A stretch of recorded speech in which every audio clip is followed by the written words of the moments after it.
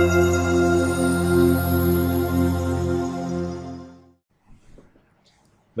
bismillah. Assalamualaikum warahmatullahi wabarakatuh. Bertemu lagi dengan saya Sandi. Dan di video ini kita akan bahas bagaimana cara memulai dan dapat hasil pembelajaran yang optimal. Ya, saya ingin menyamakan pola pandang terlebih dahulu. Ya, kalau cara pandang kita terhadap sesuatu sudah sama, baik akan halnya pengertian terhadap suatu kata atau apapun ya, bagaimana cara memandang iklan nantinya itu kemudian bisa mempermudah dan mempercepat proses pembelajaran yang saya harapkan seperti itu. Jadi kita langsung mulai saja, silahkan fokus dan semangat. Oke. Nah, cara menguasai materi dalam e-course ini yang pertama berdoa ya, agar Allah mudahkan dan memberi pemahaman serta kemampuan kekuatan, kesempatan untuk melakukan praktek. Karena banyak sekali orang yang hanya sekadar membeli e-course, tahu teknik A, teknik B, teknik C ya, tapi tidak Allah beri kesempatan, nggak ada kesempatan, nggak ada kekuatan, nggak ada apa ya, mungkin nggak ada hidayah kali untuk keinginan tergerak untuk praktek ya, sehingga ya begitu gitu saja nggak ada hasil. Dan yang kedua adalah luruskan niat dalam belajar ya, ini penting sekali. Kalau niat Anda tidak benar, maka Anda tidak bisa mendapatkan hasil yang maksimal. Luruskan niat dengan benar ya, dengan baik. Kalau alasan Anda misalnya membeli course ini cuma penasaran, ya sudah, penasaran itu aja yang Anda mungkin akan dapatkan ya. Makanya buat alasan yang kuat kenapa Anda harus menguasai materi ini. Nah, ini akan kita bahas lebih lanjut di materi menentukan target, menentukan goal, ada materi berikutnya. Oke.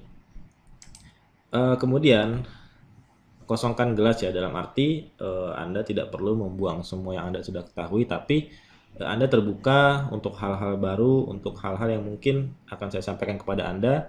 Ya, buang pikiran negatif dan sombong ya, pikiran sombong. Seperti berkata, ah gini doang, ah cuma gitu, oh cuma gitu, alah gitu doang gitu kan. Nah, ini adalah sifat-sifat sombong yang akan menutup cahaya ilmu itu masuk kepada Anda, sehingga menutup celah untuk Anda bisa berkembang ya, dan hal-hal baru. Kemudian selalu berpikiran positif ya, seperti berkata dalam hati, wah alhamdulillah dapat hal baru, atau oh iya ya materi ini penting untuk diingat lagi, misalnya gitu. Misalnya Anda sudah tahu teknik yang saya ajarkan, lalu Anda baru ingat lagi, setidaknya itu merefresh. Saya sering begitu ya. Misalnya ada kopdar atau ada workshop, saya kadang ikut lagi, dan di setiap ikut lagi itu menambah pemahaman saya atas sebelumnya yang saya dapat. Mungkin misalnya e-course-nya itu berbicara tentang satu teknik A misalnya, lalu kemudian di awal saya baru tahu, tapi setelah saya ikut lagi baru saya paham, oh begini yang dimaksud. Nah, lalu saya ikut lagi, oh seperti ini cara praktek yang benar, dan seterusnya ya. Maka dengan cara begitu, hal-hal positif akan menarik hal-hal yang positif, maka Anda akan menemukan hal-hal baru dan terus berkembang. Kemudian siapkan catatan ya, siapkan catatan, tidak perlu Anda catat setiap apa yang saya sampaikan, cukup catat poin-poin. Saya suka membuat sketsa atau mind map ya, pola pikir gitu ya, di tablet saya. Misalnya rangkuman materinya ini berbicara tentang Facebook Ads. Facebook Ads itu berikan di Facebook, tipenya ABC. Nah, iklan A nih, tipikalnya dengan gambar, caranya ini cocok untuk produk apa, misalnya seperti itu. Lalu cara praktek itu ada beberapa. Nah, tipe orang pertama yaitu biasanya mereka, ini kadang-kadang saya juga seperti itu, baik buku maupun e-course, itu saya baca, saya scanning dulu, saya tonton semua, baru paling setelah materi, oh materi ini ngomongin targeting, materi ini ngomongin riset apa ya. Setelah dapat gambaran besarnya, baru saya ulangi materi lebih detail ya. Saya ulangi materi misalnya tentang targeting sambil saya praktekkan. Dan setelah ada yang bingung, baru saya tanya kepada pemateri ataupun saya cari.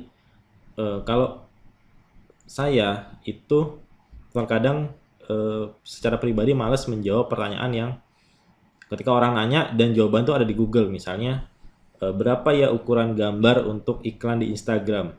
Nah, ini menurut saya pertanyaan yang nggak berkualitas. Saya sendiri juga malas kalau ditanya seperti ini.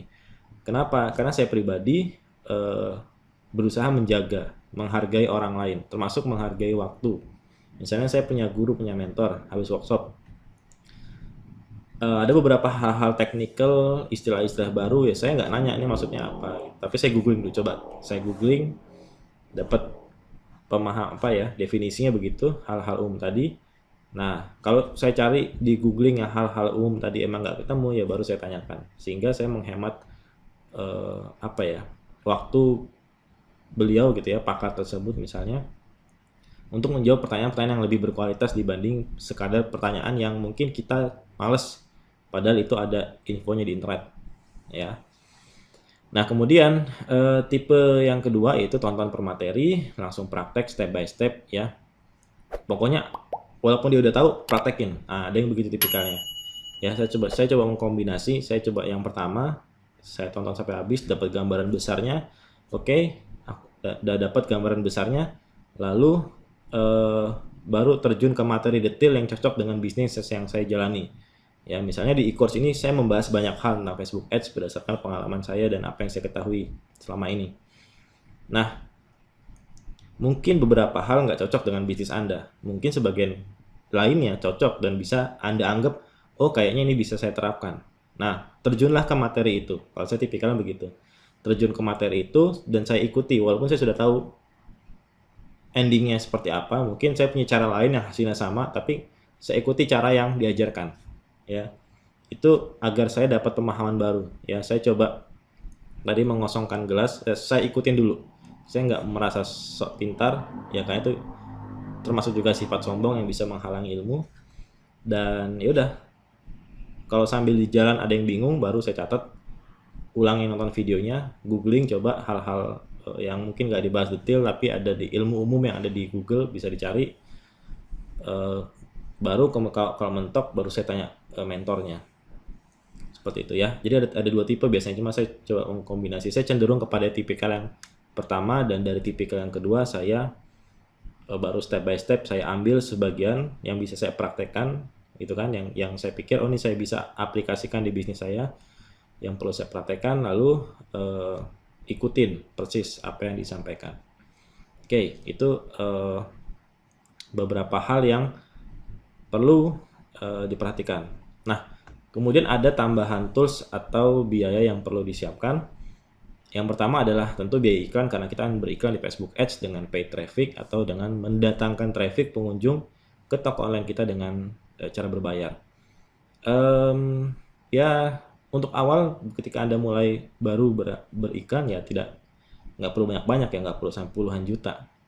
Saya pun dulu awal belajar, saya menyisihkan budget saya mungkin sebulan sekitar 500.000 ya, atau sisihkan 10.000 per hari, maka Anda sudah punya 300.000 untuk testing ya. Dan banyak juga guru-guru Facebook Ads yang sukses saat ini di Indonesia juga dengan pola yang sama. Misalnya dia dulu bekerja, sekarang udah full bisnis online, udah resign dari kantor misalnya gitu kan. Awalnya ya dari gaji 10% dianggarkan memang itu untuk belajar, untuk berproses, ya karena nggak ada cara lain gitu kan. Ketika Anda ingin bisa, misalnya Anda ingin bisa banget beli sepeda, naik sepeda ya, maka mau nggak mau Anda ya harus beli sepeda gitu kan. Nah, gimana caranya ya, mungkin nggak harus beli dulu, bisa nyewa. Anda menyisihkan uang untuk nyewa sepeda latihan atau pinjam ya, sampai kemudian Anda menyisihkan uang untuk minjam sambil untuk nabung gitu kan, beli sepeda sendiri dan lain sebagainya.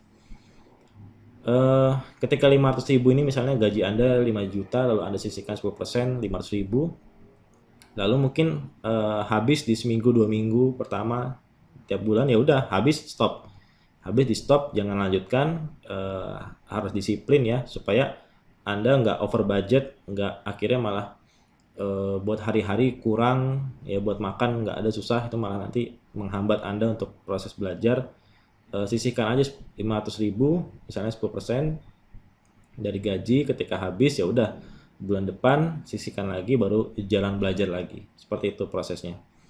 Ya, ada orang yang berhasil di minggu pertama, minggu kedua, bulan pertama, atau mungkin bulan ketiga, atau mungkin bulan ke-6. Banyak sekali ya guru-guru di dunia internet marketing baik di Indonesia maupun di luar negeri juga banyak yang berproses dulu ya, nggak instan.